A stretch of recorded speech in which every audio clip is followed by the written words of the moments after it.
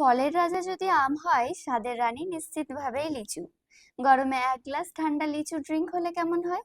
Hi everyone, this is Mahi. 5 মিনিটে আর মাত্র কয়েকটি উপকরণেই তৈরি করব সুপার ফ্রেশ আর রেস্টুরেন্ট স্টাইলের লিচু জুস। এটা একবার খেলে বারবার বানাতে ইচ্ছে করবে।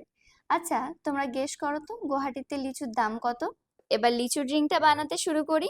লিচুর খোসাগুলো প্রথমে ছাড়িয়ে নেব, তারপর বীজগুলো একে একে বার করে নিতে হবে। একটা ব্লেন্ডারে বীজ ছাড়ানো লিচু এবং তাতে পরিমাণ মতো চিনি, ব্ল্যাক সল্ট আর লেবুর রস দিয়ে খুব ভালোভাবে ব্লেন্ড করে নিতে হবে। ব্লেন্ড হয়ে গেলে সেটা ছেঁকে নিয়ে তাতে অ্যাড করো 1 গ্লাস জল। খুব ভালোভাবে মিশিয়ে এরপর রেডি তোমাদের লিচু ড্রিঙ্ক। সার্ভ করো একটু সুন্দরভাবে।